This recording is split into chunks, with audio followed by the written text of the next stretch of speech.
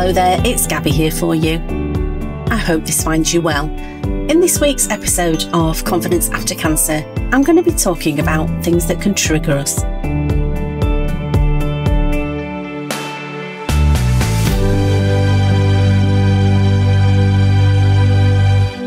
What can trigger us? And that's a strange saying, but quite often people are saying to me, oh, I thought I was doing really, really well, and then all of a sudden out of nowhere, I really got triggered. So a couple of things have happened this week that have really made me reflect on this. And the first one was the death of somebody who was quite high profile in the public eye, who died of breast cancer after a long battle, I said. And this has happened to me before. And also I know several other cancer survivors can relate to this. When you see somebody in the public eye who you think maybe has got, a wonderful life, maybe, they're rich, they're famous, they're good looking, they've got everything going on, allegedly, that's all to the good. And then they don't deal well with a cancer diagnosis, or they unfortunately die from a cancer diagnosis. That can be such a jolt to your system. And I think part of the problem is, we see people in the public eye and we know so much about their personal life sometimes. It's almost as if we know them. And I remember when Princess Diana died, and that really affected me. And I felt I know more about her family, about her personal life, about her children than I do with a lot of my close friends. And so it's not that unusual really to think that if somebody in the public eye dies, it can have such a profound effect on you.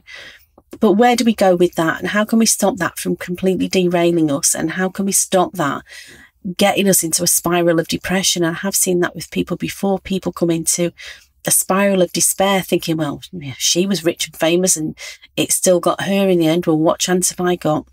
And I think, again, we need to look at how we can think about these things. Unfortunately, life and death is all part of life. And people are going to die, unfortunately. People that we know, some people, it seems way before their time, they die too young. But what can we do really to protect ourselves from these feelings? What can we do from these triggering feelings? The other thing that I've noticed with a lot of people I know this week in the UK, because I know it's different around the world, but in the UK this week is Mother's Day. And for those of us who are lucky enough to have children, that's a wonderful time to get cards and presents and hopefully a nice day where your children say thank you for all the things that you've done for them. But for a lot of people, it triggers a lot of emotions about the relationships that they had or they didn't have with their own mother. And I know in my personal life, I had a difficult relationship with my mother. We were estranged for many, many years, and I'm not really going to go into that now, but I can certainly relate to, again, people see almost like a fairy tale of how a mother should be, or they might see their friends. And I did it as a child. I saw my friends with their caring, wonderful, warm mothers who had a close relationship and thought, well, I haven't got that. Does that mean there's something wrong with me? And so Mother's Day can be a really triggering time. And also there are, that poor people that unfortunately, wanted to be mothers and were not able to be mothers, or there's all sorts of stories going on behind Mother's Day. It's not all, everybody wants to be a mother. Everybody wants to be and can be. It's not all that people have mothers that are always warm and loving and kind, because unfortunately that doesn't happen. So if you're listening to this, I do hope you've had a good relationship with your mother, or that you are a good mother. But if you're not, let's take a minute to think about what I've talked about before. It's not the event, it's what you make it mean. So for me as a little girl, I know as not being close to my mother and being very jealous of my friends who were close to their mothers, who were mothered, who were looked after, who had that warm relationship. I, for many years, took that to mean there was something wrong with me. Maybe I didn't deserve that love. Maybe I wasn't good enough. And I'd really ask you, if you are in that place, it took me, to be honest, quite a long time to get over that. And I worked with a coach and I worked with a therapist to work through some of the feelings that I had of not feeling worthy. But at the end of the day, I'm grown up now and I've got to realise I've got a choice. So going back to what I started talking about was triggers and what can we do when we feel that we're being triggered? And all of us in our day-to-day life get triggered by some things. You know, sometimes it can be quite irrational. You'll hear a phrase, or sometimes you can hear a piece of music, or you'll see something in a film, and it really just takes you back to a place in time, and it can make you feel triggered. And what is that feeling that you're feeling? And for some people with a cancer diagnosis, it is very similar to post-traumatic stress disorder, PTSD. People are talking more and more about that now because it's more understood than it used to be in the past, when you'd been through a very traumatic event, even years after the event, when you think you've dealt with it, you've put it away, it's in the past now, you're moving on. And people think that about cancer diagnosis. Yeah, you've had your treatment, you're cured now, you've got no evidence of disease, off you go into your new life. But quite often it can be a very small event. It could be somebody, dying in the public eye. It could be a story on a TV program. It could be just, going back to hospital. I've talked about this before, about scanxiety and people getting really, really worried and anxious about having to go for checkups. But there is a lot of things that can bring back those feelings that may include fear, shock, worry and anger. Things, again, that sometimes it seems that these are outside of our control. So what can we do? So again, I've spent a lot of time studying this from my own personal experience, people that I've worked with who have struggled after a cancer diagnosis. What can we do? Well, the first thing is really to become aware of these feelings and become aware of what is triggering you, because we're all different. We've all got our different stories. You're not wrong. You're not right. You're not better than anybody else. You're not worse than anyone else. You're just different. And so for you, you will have a unique set of circumstances and a unique set of things that may trigger you. And that's nothing wrong with you. You just need to be aware of it. Because once you're aware of it, we can think about some coping strategies for things that are going to come up in the future. Because unless you live in a cave and you don't have any contact with anybody else, things will come up in the future that may well trigger you again. But what we want to do is build your resilience. And I've talked about this before in a previous podcast. Building your resilience is what you can do to take your feelings that are valid, there's nothing wrong with them, but to understand where they come from. And actually to get those feelings working for you rather than working against you. Get those feelings putting you in a place of feeling empowered rather than feeling helpless and afraid and lost, because you're not lost, my love. You may be going through a difficult time. That's completely understandable given what you've been through. Whatever your circumstances in life, nobody gets an easy ride. But particularly if you've been through a cancer diagnosis, and this is what this podcast is all about, when your treatment ends, and as I was, feeling like, I'm not really sure what I do with my life now. I'm not really sure why I feel so bad. Why do I feel so bad? Everyone's telling me I should feel amazing and I don't.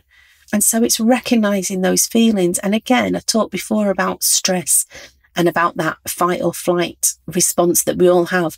And that's your body and your brain's very, very clever way of keeping you safe. And sometimes these triggering feelings are, again, just keeping you safe. Just saying, oh, remember that thing that happened? Well, you just need to be careful it doesn't happen to you again. But unless you are being chased by a wild animal, unless you're in physical danger, the danger is things that you are imagining, things that are in your mind, things that have not even happened yet. So we need some coping strategies to deal with that. Hopefully, one of the good strategies that you might have is to, when you realise this is happening, is to take some time for yourself, step back, take a deep breath. Hopefully you've got some good relaxation techniques, maybe a meditation, maybe some deep breathing. There is tons of stuff like this on YouTube, but I'm going to be releasing some videos as well. Very short, again, things that have worked for me, very easy techniques that you can use. Deep breathing and relaxation, meditation, looking at a candle if you find it hard to meditate. These are things that help me. But another thing that you can do if you're feeling triggered is to call someone. And hopefully you've got somebody that you can trust. If you haven't, you've got me. You know that. You can ping me a message. You can talk to somebody that you trust. Hopefully you've got a good coach or you've got a good therapist. You've got somebody that you can just talk to about these feelings. Just get them out there and say, look, this thing's happened. I don't know why. I don't even know this person that I've never met. And I've seen that they've died. And now I'm in floods of tears. What's going on there? And part of that, my love, is just being human. Yeah, you're an empathetic person. you're feeling sympathy for that person, and that's good. And sometimes, a little bit of a cry does us good, but just don't stay there. You don't want to get into a spiral of depression, which has happened to me before, and it can be a tough place to get out of. But a little cry, just for the moment, just for an hour, just for a little while, that's okay, as long as you don't stay there. So I've talked about relaxation techniques, talked about meditation. The other thing is always to change your state. And I think Tony Robbins talks about this a lot, is to move your body. Moving your body is a great way of changing your state. Some people like to go for a run. I'm not particularly a runner, but I love to dance. Put some music on, even if you're on your own, in your bedroom, in your kitchen, put some music on. Have a little dance, just dance your socks off, 5 minutes, 10 minutes, and it will change your state.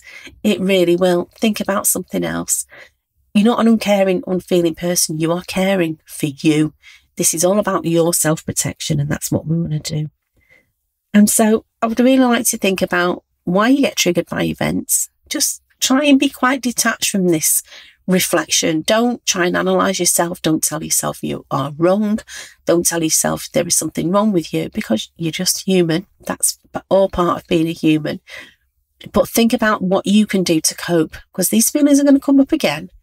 There will be things that come up in life that will knock you back, that will all of a sudden just sometimes come out of nowhere. And it happens to me, and it really shocks me sometimes. I think, why did I get so upset about that? And it's because it's triggered sometimes something really deep in your unconscious that you thought you'd dealt with, you thought you'd forgotten all about, and it can be from many, many years ago, but it comes back. And that's okay, as long as you don't let it hurt you. You just understand it, and sometimes bless it and thank it for the lesson. Yeah, thank you for that. Yeah, I remember when I was a little girl and I felt like that, but actually I don't feel like that anymore. And I'm so grateful that I've learned how to control my feelings. I'm so grateful that I've got a good friend that I can speak to. I'm so grateful that I've got a good coach that will help me and guide me and put me in the right direction. And it might be a stretch too far just to say, and I'm actually grateful for my illness. I'm personally grateful for cancer and what it is. I didn't want to get cancer. I wouldn't wish it on anybody. But I am grateful for the lessons that I've learned. And I have learned that putting me first is not selfish, doesn't make me a bad person. It just makes me somebody who is worthwhile. And if you're listening to this, I just want to say thank you so much. It means the world to me that you're listening to my podcast. Please get in touch if I can help you in any way at all. Please have a wonderful week, and I'll speak to you soon. Take care, my love. Thanks for listening. Stay safe, stay sane. Take care. Bye-bye.